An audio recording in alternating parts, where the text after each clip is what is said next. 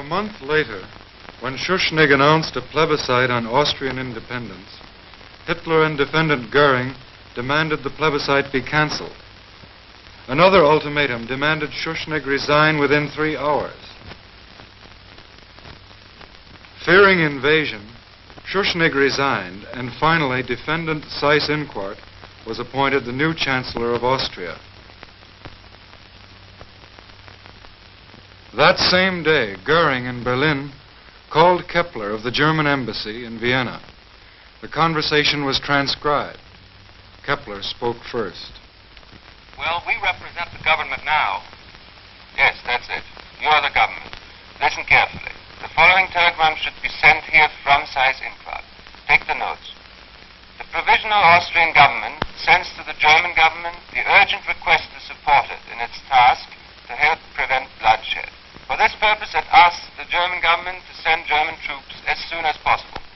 Well, SA and SS are marching through the streets. Everything has collapsed with the professional groups. Seyss-Inquart is the only one who still has power in Austria. Yes. Then our troops will cross the border today.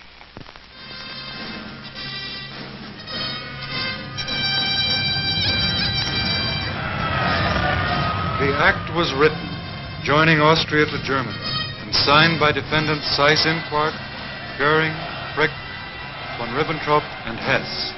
Hitler, of course, had said, Germany neither intends nor wishes to interfere in the internal affairs of Austria, to annex Austria or to conclude an Anschluss.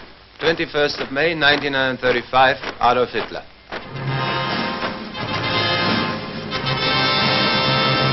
The curtain fell on Act I. But already the Nazi conspirators prepared for Act II, with this 1938 memorandum from Hitler to his high command. It is my unalterable decision to smash Czechoslovakia by military action in the near future. It is the job of the political leaders to bring about the politically and militarily suitable moment. Konrad Henlein was designated political leader. The plan was labeled Operation Green, and defendant Jodl issued another memorandum reading, Operation Green will be set in motion by means of an incident in Czechoslovakia, which will give Germany provocation for military intervention. The fixing of the exact time for this incident is of the utmost importance. A few months later, Germany signed the Munich Pact with England, France, and Italy. This pact involved the transfer of the Sudetenland to Germany. The conspirators called it their last territorial demand.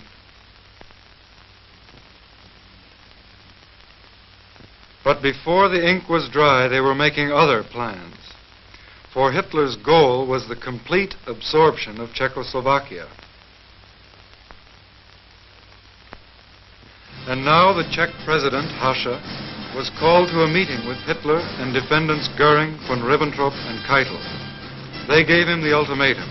Bohemia and Moravia would be incorporated into Germany immediately, or Czechoslovakia would be invaded and Prague destroyed from the air. Hacha was helpless. Defendants von Ribbentrop and Frick signed the decree making Bohemia and Moravia a German protectorate. Speaking some months before about the Sudetenland, however, Hitler had said, I have promised, and repeat it here, that there will be no more territorial problems for Germany in Europe. I will be no longer interested in the Czech state, and I will guarantee it. 26 September 1938, Adolf Hitler.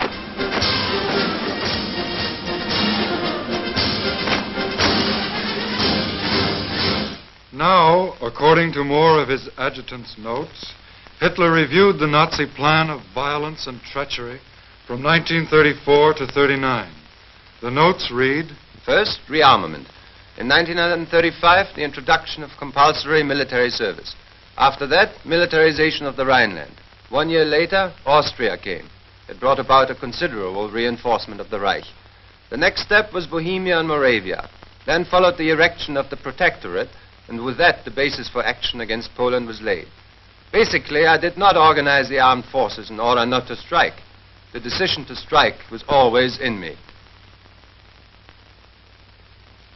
In the name of the United Kingdom of Great Britain and Northern Ireland, Sir Hartley Shawcross, presents Count 2, Crimes Against Peace, charging that all the defendants participated in the planning and waging of wars of aggression, wars in violation of international treaties, agreements, and assurances. The first step was the Rhineland, and the next step was Austria. The Rhineland is occupied, Austria and Czechoslovakia are seized by Germany, and now the Nazi conspirators turn to the next problem, the conquest of Poland. Again, an adjutant, Lieutenant Colonel Schmundt, transcribed Hitler's words. The solution of the problem demands courage. It is impossible without invasion of foreign states or attacks on foreign property. There is, therefore, no question of sparing Poland, and we are left with the decision to attack Poland at the first suitable opportunity. We cannot expect a repetition of the Czech affair. There will be war. Meanwhile, according to their well-established practice, the conspirators stirred up the Danzig issue to furnish frontier incidents which could justify an attack on Poland. Then, on 23 August, the Nazis signed their non-aggression pact with Russia.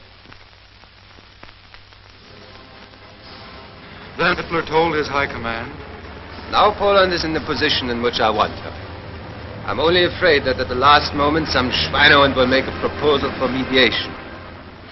Appeals were made, twice by the Pope and by President Roosevelt.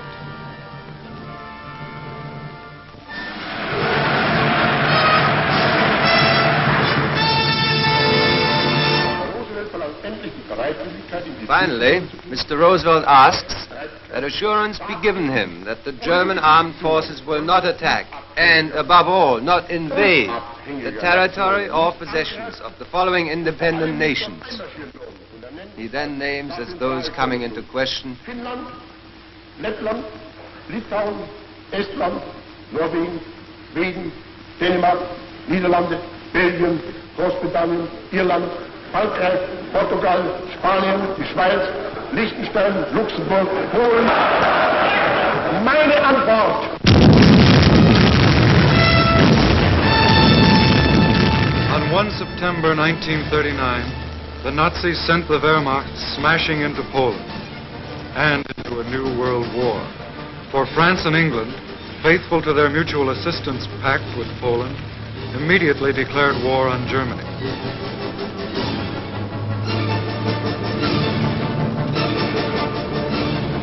The Luftwaffe opened mass attacks on Polish towns and cities.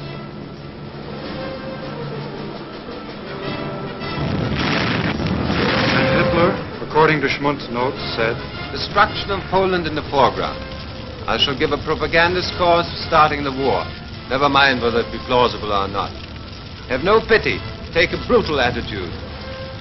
But, as usual, before the attack on Poland, Hitler told the world, during the troubled months of the past year, the friendship between Poland and Germany has been one of the reassuring factors in the political life of Europe.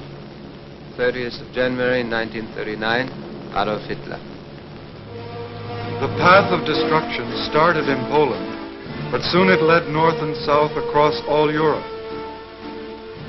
And each new aggression was based on Hitler's principle that in war, victory, not right, is what matters. Non-aggression treaty. It is firmly resolved to maintain peace between Denmark and Germany in all circumstances. 31st of May 1939, Ribbentrop.